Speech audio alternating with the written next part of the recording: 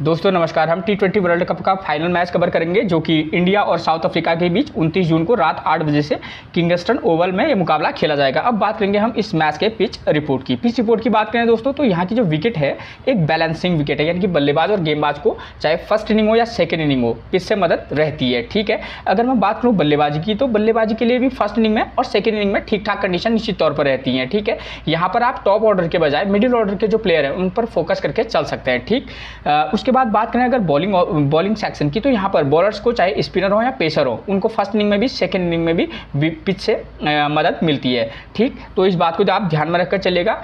इस वाले मैच में जो ऑलराउंडर प्लेयर हैं वो हमारे लिए की प्लेयर का काम कर सकते हैं। दोस्तों मैं आपको हमेशा एक टिप्स देता हूं कि अगर आपको समय पर पिच रिपोर्ट नहीं मिल पाती है तो कप्तान टॉस जीतने के बाद क्या कर रहा है, पहले बैटिंग कर रहा है या बॉलिंग कर रहा है, आप उसके डिसीजन को अपना आधार बनाकर भी टीम में प्लेयर का सिलेक्शन कर सकते हैं। ठीक है, उसके बाद टीम क्या करेगी तो दोस्तों ये तो वक्त ही बताएगा। ठीक है, उसके बाद बात करेंगे हम वेन्यू रिकॉर्ड की। मैं आपको एक एक रिकॉर्ड ऐसा समझाऊंगा जिससे आपको बहुत आसानी होगी टीम बनाने में। ठीक है, तो आप ध्यानपूर्वक स्टेप बाय स्टेप जो मैं आपको समझा रहा हूँ आप समझते जाइएगा। ठीक है, वेन्यू रिकॉर्ड की बात करें तो ये है फर्स्ट जो वेन्यू रिकॉर्ड दे रहा हूँ ये है ओवरऑल रिकॉर्ड। उसके बाद मैं आपको दूंगा करंट का रिकॉर्ड, यानी कि T20 2024 में जो इस ग्राउंड पर मुकाबले खेले गए उसके बाद मैं आपको उनका रिकॉर्ड दूंगा। ठीक है, जो कि आपके लिए काफ़ी अहम रहेगा। ठीक, देखिए ओवरऑल रिकॉर्ड की बात करें तो 30 इस ग्राउंड पर अब तक टोटल 30 T20 मुकाबले खेले गए हैं जहां बैटिंग फर्स्ट करने वाली टीम 19 बार तो वहीं बैटिंग सेकंड करने वाली टीम 11 बार यहां अपने मुकाबले जीती है। और एवरेज स्कोर कितना रहा है 155 का।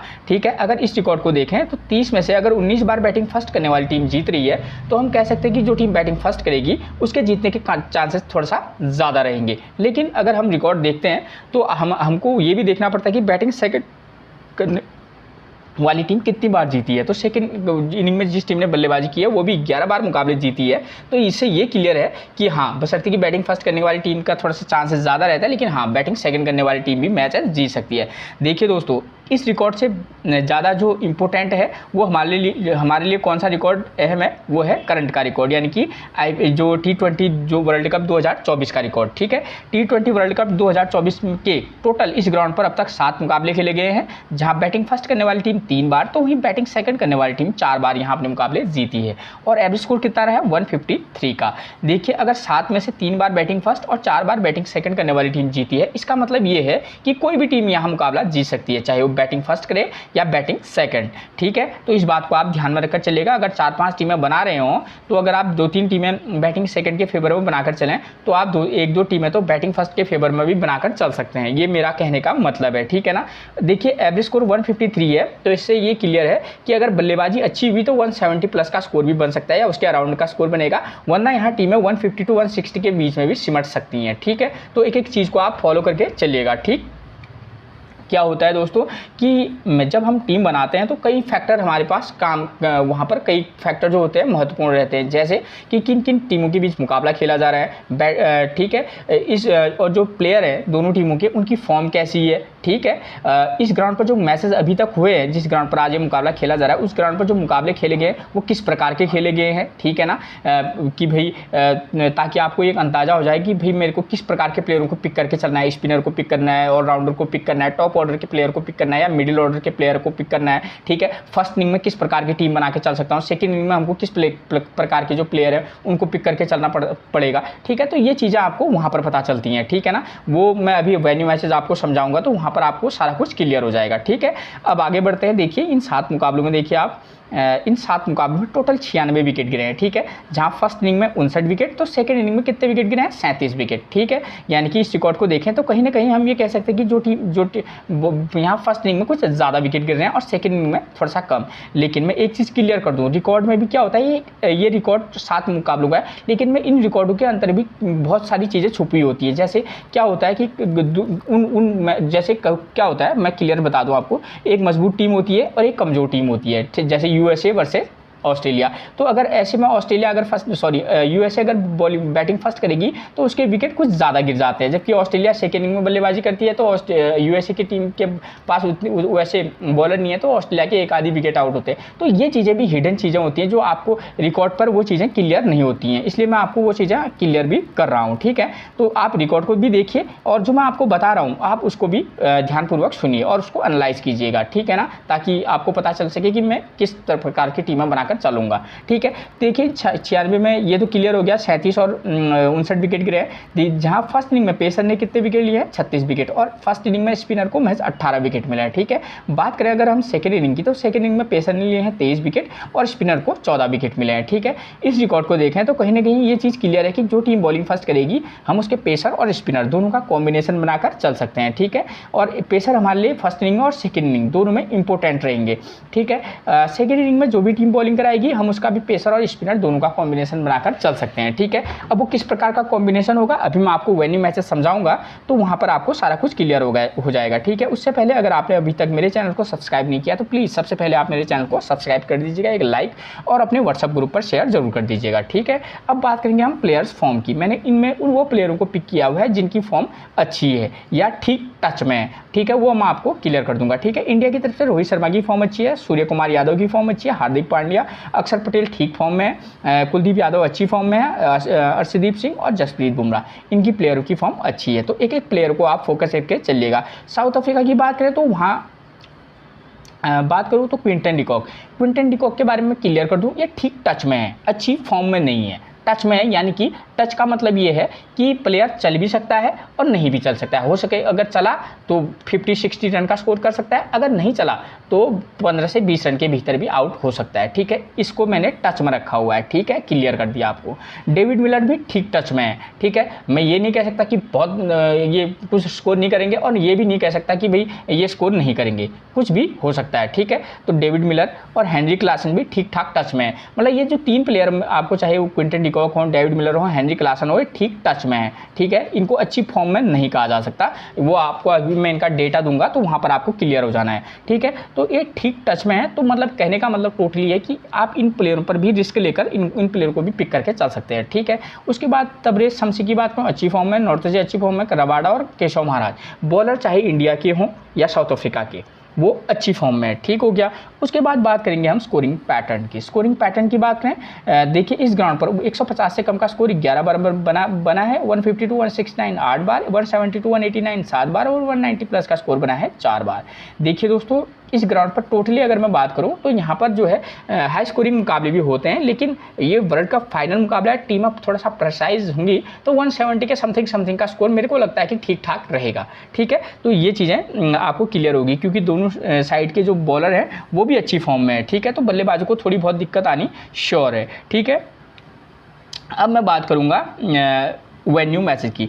देखिए उससे पहले जो दो वेन्यू मैचेस खेले गए, यूएसए और वेस्ट इंडीज़ है और यूएसए और इंग्लैंड है, इन मैचों को समझाने मेरे को नहीं लगता कि ज़्यादा बेटर रहेगा। मैं ऐसी टीमें दो लूँगा जो लगभग ठीक ठाक हों। तो देखिए जैसे इंडिया है और अफगानिस्तान है, इसका मैच, और उसके बाद क्या है, दूसरा मुकाबला कौन सा खेला गया था, ऑस्ट्रेलिया और इंग्लैंड।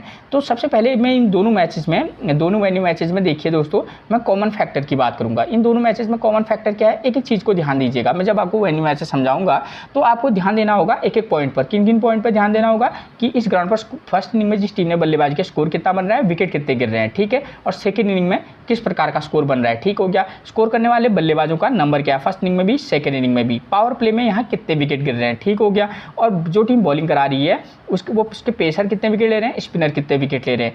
जब आप इन चीज़ों को समझ जाएंगे तो आपको एक थोड़ा बहुत क्या हो जाएगा, आइडिया हो जाएगी कि भाई मैं इस प्रकार का टीम बनाकर चल सकता हूं क्योंकि इस ग्राउंड पर इस प्रकार के मुकाबले हुए हैं। लेकिन दोस्तों देखिए, मैंने आपको जब वेन्यू मैचेस आपको ऊपर समझाया तो मैंने आपको बोला भी कि यहाँ बैटिंग फर्स्ट करने वाली टीम भी जीत सकती है और बैटिंग सेकंड करने वाली, तो हम दोनों फॉर्मेट पे काम करके चलेंगे। ठीक हो गया, ये वाले वेन्यू मैच में भी आपको इन चीज़ों पर ध्यान देना, सेकंड वाले। तो सबसे पहले कॉमन फैक्टर की बात करूंगा तो यहाँ पर को क्या होगा कि देखिए इस वाले मुकाबले में क्या हो रहा है, इंडिया ने फर्स्ट इनिंग में बल्लेबाजी किया, 181 का स्कोर किया, विकेट कितने गिरे हैं 8, और अफगानिस्तान चेज नहीं कर पाई, ऑल आउट होगी 134 रन में। ठीक हो गया, पावर प्ले में 1 विकेट, पावर प्ले में 3 विकेट गिर रहे हैं। अगर मैं दूसरे वाले मैच की बात करूं तो यहाँ पर देखिए, यहाँ पर क्या हुआ था, ऑस्ट्रेलिया ने फर्स्ट इनिंग में बल्लेबाजी की, 201 रन का स्कोर किया है, विकेट कितने गिरे हैं 7, और इंग्लैंड 165 रन बना पाई महज और विकेट कितने गिरे हैं 6। कहने का मतलब ये है कि फर्स्ट इनिंग में कहीं ना कहीं जो टीम बल्लेबाजी करी, यहाँ 201 का स्कोर किया है और यहाँ पर 181 का, फर्स्ट इनिंग में स्कोर अच्छा खासा हो रहा है। और चाहे फर्स्ट इनिंग हो या सेकेंड इनिंग, विकेट ज़्यादा गिर रहे हैं, यहाँ 8 विकेट, यहाँ पूरी और टीम आउट होगी। और यहाँ पर क्या हो गया कि 7 विकेट, यहाँ 6 विकेट। यानी कि हम क्या करके चलेंगे कि हम ये मान के भी चल सकते हैं, समझाने का मेरा मतलब ये है कि एक टीम में आप ये मान के चलेंगे कि हाँ औसतन यहाँ 8 से 10 विकेट गिर सकते हैं, 8-9 विकेट, और एक टीम में आप ये मान के चलेंगे कि यहाँ 5 से 7 विकेट गिर सकते हैं फर्स्ट इनिंग में। ताकि आपको क्या है कि एक टीम में आप बॉलर्स को ज़्यादा पिक करके चलेंगे और किसी मैच में आप बॉलर्स को एक ऑलराउंडर समेत भी पिक करके चल सकते हैं। तो अलग अलग कॉम्बिनेशन, ठीक है। जैसे मान लीजिए मैं आपको समझा रहा हूँ, जैसे एक टीम में आप क्या करेंगे कि आप 2 पेसर के साथ चल सकते हैं प्लस एक ऑलराउंडर स्पिनर के साथ, और किसी में आप एक ऑलराउंडर पेसर, एक पेसर और एक ऑलराउंडर स्पिनर के साथ चल सकते हैं। तो अलग अलग कॉम्बिनेशन को आपको पिक करके चलना होगा, ठीक है। तो ये चीज़ आपकी क्लियर होगी। और दोनों मैचेस की बात करूँ तो यहाँ पर दोनों मैचेस में देखिए यहाँ पर भी टीम चेज नहीं कर पाई फर्स्ट वाले वेन्यू मैच में, और दूसरे वाले वेन्यू मैच में भी टीम चेज कर नहीं पाई। ऑस्ट्रेलिया 201 रन तो इंग्लैंड 165 रन, यानी कि सेकेंड इनिंग में बल्लेबाजी करना टफ है फर्स्ट। और इस वाले मैच में भी जहां इंडिया ने 181 का स्कोर किया है और ऑस्ट्रेलिया अफगानिस्तान महज 134 रन पर ऑल टीम आउट हो गई है। कहने का मतलब ये कि सेकेंड इनिंग में थोड़ा सा बल्लेबाजी करने के लिए टफ कंडीशन है। तो इसलिए अब हमको बनानी है टीम। तो हम किस प्रकार की बना सकते हैं, देखिए यहाँ पर हम क्या करेंगे, मैं दोनों कंडीशन में टीम बनाकर दूंगा आपको दोस्तों, ठीक है ना। तो अरे भाई मैं दोनों कंडीशन में आपको टीम बना कर दूंगा, ठीक है ना। तो यहाँ पर क्या हो जाएगा, हम दोनों कंडीशन कौन कौन सी, एक में ये मान के चलेंगे कि जो टीम बैटिंग फर्स्ट करेगी वो टीम मैच जीत रही है, ठीक है। और एक कंडीशन में इस प्रकार की टीम बनाएंगे जहां पर बैटिंग सेकंड करने वाली टीम भी मैच जीत रही है। तो इस प्रकार का हम कॉम्बिनेशन बनाकर चलेंगे। तो फर्स्ट हम बात करते हैं कि अगर बैटिंग फर्स्ट करने वाली टीम जीतेगी तो हम उस समय किस प्रकार की टीम बनाकर चलेंगे, ठीक है। हम ये मान के चलते हैं कि जो टीम बैटिंग फर्स्ट करेगी वो मुकाबला जीत सकती है। तो उस कंडीशन में हम क्या करेंगे, यहाँ इंडिया ने फर्स्ट इनिंग में बल्लेबाजी की है, 181 रन बनाए, विकेट कितने गिरे हैं 8। तो हम क्या करेंगे, और स्कोर करने वाले बल्लेबाज 2 नंबर, 4 नंबर, 6 नंबर का प्लेयर स्कोर कर रहा है। तो अगर मान लीजिए कि इंडिया बैटिंग फर्स्ट करती है तो हमको ये देखना होगा कि इंडियन साइड से प्लेयर किस फॉर्म में है, कौन से फॉर्म में है। तो रोहित शर्मा, ठीक है। अगर मैं सिर्फ अभी जिनकी फॉर्म अच्छी है मैं उनको ही के बारे में बात कर रहा हूँ, रोहित शर्मा को पिक करके चल सकते हैं। उसके बाद हम सूर्य कुमार की यादव की को पिक करके चल सकते हैं, हार्दिक पांड्या को पिक करके चल सकते हैं अगर फॉर्म के बेस पर, ठीक है। अगर और किसी मैच में हम एक टीम रिस्की बनाएंगे जहाँ पर हम क्या कर सकते हैं, ऋषभ पंत को पिक करके चल सकते हैं, ठीक हो गया। और स्काई को ड्रॉप करना चाहेंगे तो आप क्या कर सकते हैं, शिवम दुबे को पिक कर सकते हैं। तो अलग अलग कॉम्बिनेशन, विराट कोहली को भी किसी मैच में आप पिक करके चलेगा बशर्ते उनकी फॉर्म खराब है, ठीक है। तो ये चीज़ होगी। और वरना हमारा टारगेट कौन होंगे, रोहित शर्मा, सूर्य कुमार यादव, हार्दिक पांड्या। लेकिन हम शिवम दुबे, ऋषभ पंत और विराट कोहली को भी किसी मैच में पिक करके जरूर चलेंगे, ठीक हो गया। अगर बात करें अगर हम साउथ अफ्रीका की, तो उनकी तरफ से अगर बैटिंग आती है तो उनकी तरफ से क्विंटन डिकॉक ठीक टच में है, ठीक हो गया। उसके बाद हम चाहें तो मिलर, हेनरी क्लासन के साथ जा सकते हैं, ठीक है। और किसी मैच में आप हेनरी क्लासन या मिलर में से एक को ड्रॉप करना और स्टब्स को पिक करके चलना। अब जैसे मार्करम और रिचा हेंड्रिक्स दोनों अच्छे प्लेयर हैं, ठीक है, लेकिन इनकी फॉर्म खराब है। तो हम किसी मैच में अगर आप ज़्यादा टीमें बना रहे हैं तो वहाँ पर आप इनकी फॉर्म खराब है, आप इनको भी मौका देकर चल सकते हैं, क्योंकि कौन सा प्लेयर कब चल जाए ये हम कह नहीं सकते। हम अगर फॉर्म के बेस पर जाना चाहेंगे थोड़ा रिस्क लेके, तो हम Quinton de Kock, David Miller, Henry Klaasen के साथ जा सकते हैं, ठीक हो गया, जो अगर वो बैटिंग फर्स्ट करेगी। ये बल्लेबाजी सेक्शन से हो गया, हमारा क्लियर हो गया आपको। अब बात करूँगा बॉलिंग सेक्शन की। तो फर्स्ट इनिंग में बॉलिंग में पेसर 4 विकेट, स्पिनर को 3 विकेट मिल रहे हैं। तो चाहे इंडिया हो या साउथ अफ्रीका, जो टीम बॉलिंग फर्स्ट कराएगी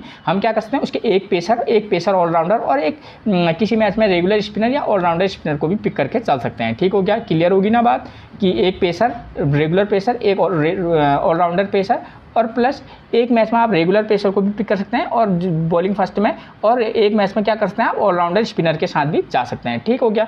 ये चीज़ आपकी क्लियर होगी। ऐसे में हमारे लिए पास जो है इंडिया की साइड से आप चाहे जसप्रीत बुमराह, अर्शदीप सिंह में से एक को पिक करना, अक्षर पटेल के साथ जा सकते हैं और हार्दिक पांड्या के साथ जा सकते हैं। वही साउथ अफ्रीका की बात करूंगा तो वहाँ पर से आप जा सकते हैं किसके पास, मार्गो जैनसन के साथ जा सकते हैं और केशव महाराजा, तबरेज शमशी में से किसी मैच में इन दोनों में से एक को पिक करके चल सकते हैं, ठीक हो गया। और वरना अगर रेगुलर बॉलर की बात करूँ तो वहाँ पर नॉर्थ से और रबाडा, इन दोनों में से एक को पिक करके भी चल सकते हैं, ठीक हो गया। उसके बाद सेकेंड इनिंग में देखिए, यहाँ पर सेकेंड इनिंग में 134 विकेट कितने गिरे, 8। जरूरी ये नहीं कि 10 ही विकेट गिरे, हो सकता है 8-9 विकेट गिरे, ठीक है। यानी कि ये क्लियर है कि सेकंड इनिंग में कुछ विकेट तो कुछ ज़्यादा गिरते हैं, 6 से 8 विकेट यहाँ गिर सकते हैं। तो उस कंडीशन में हमको ये पता है कि भाई पावर प्ले में यहाँ 3 विकेट गिरे हैं, जरूरी नहीं है कि इस मैच में भी 3 विकेट गिरे, ठीक है। हम ये मान के चल सकते हैं कि 1 से 2 विकेट गिर सकते हैं और बल्लेबाजी करना वाकई में सेकंड में थोड़ा सा टफ है, ठीक है ना। तो ये वाला मैच तो वर्ल्ड कप फाइनल का मुकाबला है, थोड़ा सा स्पेशल पिच पर होगा, तो वहाँ पर वो ये देखना रखेंगे विकेट की कि पूरे 40 ओवर जो विकेट है वो एक समान खेले, उनकी कोशिश मैक्सिमम ये रहेगी, ठीक है। और बल्लेबाजी को थोड़ा सा ज़्यादा सूटेबल रहे, वो इस कोशिश में लगे रहेंगे। तो इस बात को भी आप ध्यान में रखकर चलिएगा, क्योंकि सेकेंड इनिंग में तो हम क्या करेंगे, जो टीम बैटिंग सेकंड करेगी, हम उसके ओपनर अगर किसी मैच में आप चाहें तो 1, 2 और 3 नंबर में से फॉर्म के बेस पर 1, 2 टॉप ऑर्डर 1, 2, 3 में से सिर्फ एक प्लेयर को पिक कर सकते हैं, ठीक है। वरना यहाँ पर 2 नंबर, 4 नंबर और 6 नंबर के प्लेयर को भी आप पिक करके चल सकते हैं अगर टीम बैटिंग सेकंड करेगी जो टीम, ठीक है। वरना आप क्या कर सकते हैं, 1, 2, 3 में से एक को पिक करना, उसके बाद 5 और 6 में नंबर के प्लेयर को पिक करके चल सकते हैं, चाहे इंडिया हो या साउथ अफ्रीका, ठीक है। 1, 2, 3 में से एक, उसके बाद 5 और 6 नंबर के प्लेयर को, ठीक है। अब सेकेंड इनिंग बॉलिंग की बात करें तो यहाँ पर पेसर 6 विकेट, स्पिनर को 4 विकेट मिल रहा है। तो यहाँ पर हम ये मान के चल सकते हैं, अगर आप को लगेगा कि भाई बहुत कुछ इस तरीके का हो सकता है, तब आप 2 पेसर प्लस एक रेगुलर स्पिनर के साथ जाना, ठीक है। एक मैच में आप क्या कर सकते हैं, 2 पेसर में से एक पेसर को ड्रॉप करना, एक पेसर का मतलब है रेगुलर पेसर, जैसे अर्शदीप सिंह और Jasprit Bumrah, not Hardik Pandya is a क्या ऑलराउंडर, ठीक है।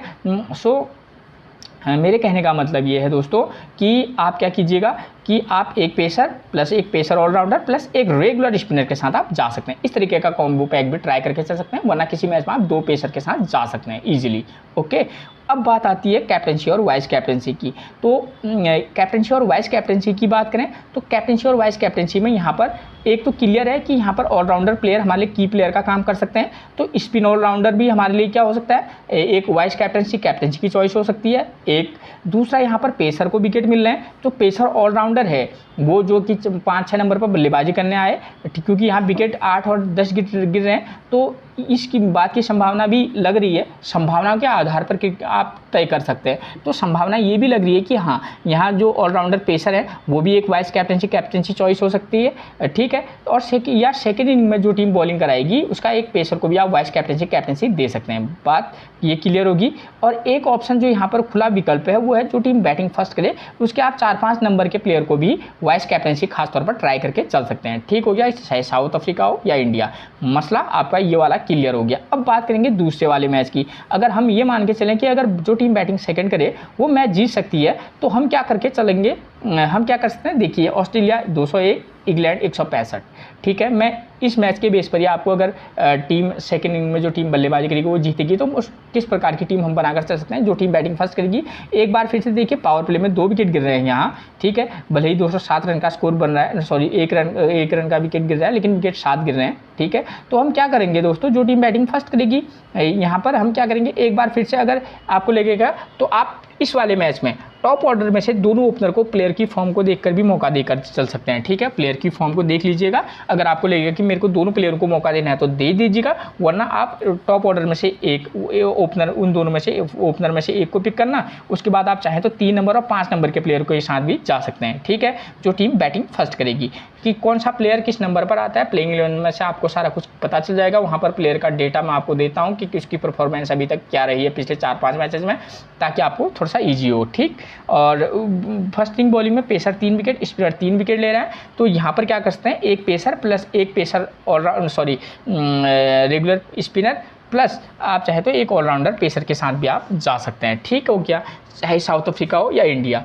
उसके बाद इंग्लैंड की बात करें तो यहाँ पर 165 रन का स्कोर किया है, विकेट गिरे 6, लेकिन मैं ये मान के चल रहा हूँ कि सेकेंड इनिंग में करने वाली टीम चेज कर ले, तो उस कंडीशन में हम क्या करेंगे, यहाँ पर 1, 2 और 5 नंबर का प्लेयर स्कोर कर रहा है, तो थोड़ा सा टफ हो सकता है। आप ये भी देखना कि प्लेयर किस फॉर्म में है, वरना यहाँ पर भी आप क्या कीजिएगा, टॉप ऑर्डर ओपनर में से एक को पिक कर लेना, उसके बाद आप 4 नंबर, 5 नंबर या 6 नंबर में से एक को पिक करके चल सकते हैं, वरना 2 नंबर, 4 नंबर, 5 या 6 नंबर में से एक को पिक करके आप चल सकते हैं प्लेयर की फॉर्म के बेस पर। अगर मान लीजिए 4 नंबर की प्लेयर की फॉर्म अच्छी नहीं है तो आप नंबर 3 को भी पिक करके चल सकते हैं या नंबर 5 को भी पिक करके चल सकते हैं, ठीक है। तो इस बात को आप थोड़ा सा ध्यानपूर्वक सुनिए मेरी, ठीक है। अब बात करें सेकेंड इनिंग बॉलिंग की, तो पेसर ने 4 विकेट, स्पिनर को 2 विकेट मिले हैं। तो यहाँ पर क्या कर सकते हैं हम, एक पेसर तो लेंगे, साथ में एक पेसर ऑलराउंडर प्लस एक ऑलराउंडर स्पिनर के साथ जा सकते हैं। तो इस तरीके का आप कॉम्बिनेशन बनाकर भी चल सकते हैं, ठीक है, जहाँ पर हम ये मान के चलेंगे सेकेंड इनिंग में क्या कर रही है टीम चेस कर सकती है, ठीक है। तो ऑलराउंडर प्लेयर पर मेरा कहने का मतलब है कि इस वाले मैच में जो ऑलराउंडर प्लेयर होंगे वो हमारे लिए काफ़ी क्या होंगे, अहम होंगे, ठीक हो गया। अब बात आती है कैप्टनसी और वाइस कैप्टनसी की। तो यहाँ पर एक खुला विकल्प आपके पास ये रहेगा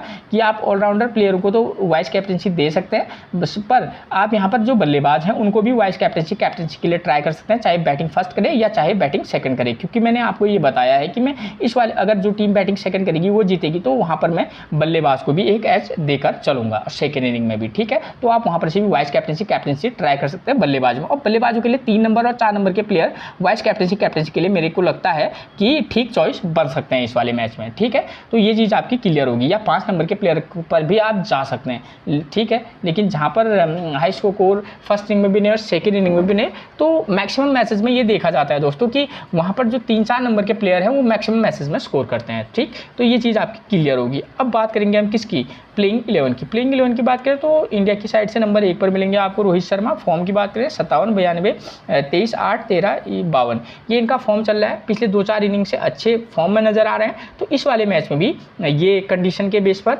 हमारे लिए बेहद महत्वपूर्ण रोल प्ले करेंगे। अगर फर्स्ट इनिंग बल्लेबाजी करेंगे तो इंपॉर्टेंट रहेंगे, क्यों, क्योंकि एक चीज़ तो ये भी ध्यान दीजिएगा, बशर्ते इनकी फॉर्म अच्छी है, बल्लेबाजी के लिए भी ठीक ठाक कंडीशन है, फर्स्ट इनिंग में भी थोड़ा टफ सेकेंड इनिंग में है, तो लेकिन आप इस बात को ध्यान में रखकर चलिएगा कि जो अफ्रीका के बल्लेबाज, साउथ अफ्रीका के बॉलर हैं वो भी अच्छी फॉर्म में है, तो किसी में पिक करना, किसी में ड्रॉप करके भी चलना, चाहे कोई भी प्लेयर हो, ठीक है। विराट कोहली की फॉर्म बेकार चल रही है, ठीक है।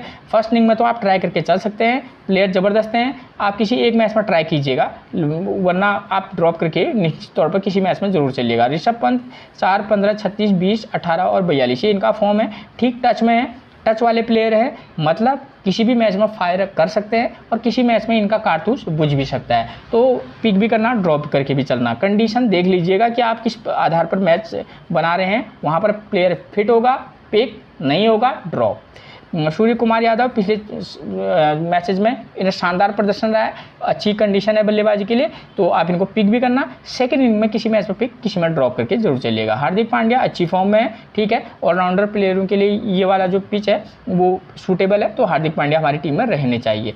रविंद्र जडेजा का कोई खास फॉर्म चल नहीं रहा है, इस मैच में कुछ अलग कर दें वो बात की बात है, लेकिन हाँ अभी तक तो कोई खास इन्होंने किया नहीं है, ठीक है, क्योंकि यहाँ पर 6 से 8 विकेट भी गिर रहे हैं फर्स्ट इनिंग में, तो ऐसे वाले मैच में ये हमारे लिए किसी मैच में महत्वपूर्ण रह सकते हैं। शिवम दुबे की बात करें तो नंबर 7 पर आ रहे हैं बल्लेबाजी करने पिछले मैच में, तो अब फॉर्म भी कोई खास है नहीं, अगर फिट होंगे तो पिक करना, वरना ड्रॉप करके चल सकते हैं। अक्षर पटेल ये की प्लेयर का काम इस वाले मैच में करेंगे, ठीक है।